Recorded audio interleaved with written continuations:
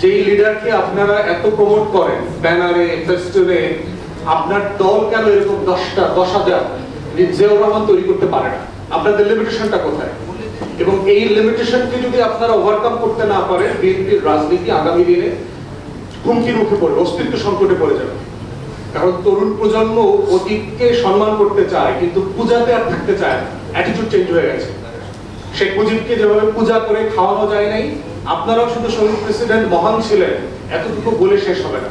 শহীদ প্রেসিডেন্টের জীবনী তো আসলেই খলিফাদের মতো ছিল না, যেটা পড়েছি। বিদেশে যাইতে হাত খরচের টাকা নাই, সাংবাদিক বন্ধুকে ফোন করে বলছে যে আমাকে $200 ধার দাও, আমি বেতন টাকা পায় তারপরে হচ্ছে তোমাকে টাকা ফেরত দিব। ডিসিদেরকে বলতেন যে 2 পদের বেশি খাবার দিবা না, একটা সবজি একটা ডাল অথবা একটা মুরগি একটা ডাল দিয়ে খাবার দিবা আমাকে, কারণ এটা রাষ্ট্রের টাকা দিয়ে খাচ্ছে। তোমার বাসায় যখন দাওয়াত দিব তখন তুমি তোমার মতো খাওয়াবো। বিএনপি নেতারা কি সেই চরিত্র ধারণ করতে পারছে? অথবা বাই ডিফল্ট আমরা যারা পলিটিক্স করি, রাজনীতি করি, সব দল বিএনপির কথা বাই এক্সাম্পল বলছি, নেতারা দয়া করে মাফ করবেন, বেয়াদবি নেবেন না, যে যেহেতু আপনারা সবচেয়ে বড় দল এবং দেশ চালাবেন কদিন পরে, কারণ আপনাদেরকে এই প্র্যাকটিসগুলো আপনাদের মধ্যে করতে হবে। আপনাদেরকে এই লিডারশিপটা দেখাইতে হবে ভিজিবল, যে আমি চোর না, আমি ডাকাত। আমি জিয়াউর রহমানের সৈনিক, মানে হচ্ছে আমি সৎ, আমি সাদামাটা জীবনযাপন করি, আমি ওনার চরিত্রকে ধারণ করি, ওনার পলিসিকে ধারণ করি।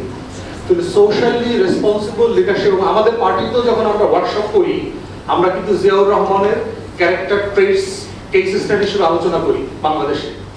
শেখ মুজিবুরটাও করি, কোথায় কোথাও উনি ফেল করেছেন। আমাদের পলিটিক্যাল ওয়ার্কশপগুলোতে 2-3 জন লিডার, মাওলানা ভাসানী, শেরে বাংলা, এই লিডারশিপ ট্রেডগুলো নিয়ে আমাদের পলিটিক্যাল ওয়ার্কশপে আমরা কথা বলি। এবং যদি সময়টা দেখেন, যেই সময়টাতে জিয়াউর রহমান সাহেব যেই লিডারশিপটা দিয়েছেন, সেটা কিন্তু আপনি মাহাথির মোহাম্মদ, লি কুয়ান ইউ সিঙ্গাপুরে, এদের সাথে কিন্তু আপনি কম্পেয়ার করেন। এবং ইভেন যদি দেখেন, he was much ahead of the time, তাদের থেকেও অনেক সময় আগে ছিলেন। স্যাডলি এটা কন্টিনিউ হয়নি।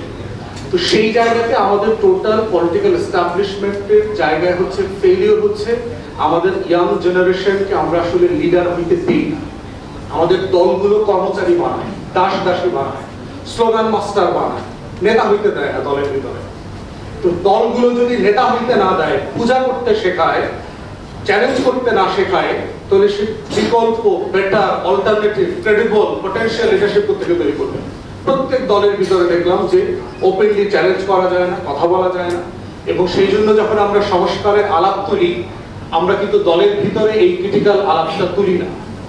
সকল রাজনৈতিক দলকে এই আলাপটা তুলতে হবে যে আমার দলের ভিতরে এই মানে লিডারশিপ কেন তৈরি হচ্ছে না, আমার ইয়াংরা কেন সৎ, জেনুইন, ক্রেডিবল নেতৃত্ব গুণাবলী নিয়ে বড় হচ্ছে না। সমস্যাটা কোথায়? এটা কি সমাজের সমস্যা, রাষ্ট্রের সমস্যা, শিক্ষা প্রতিষ্ঠানের সমস্যা? এটা কি আমার দলের কালচারের প্রবলেম? সমস্যাটা কোথায়? কোথাও না কোথায় সমস্যাটা তো আছে। কেন এই লিডারশিপ তৈরি হচ্ছে না?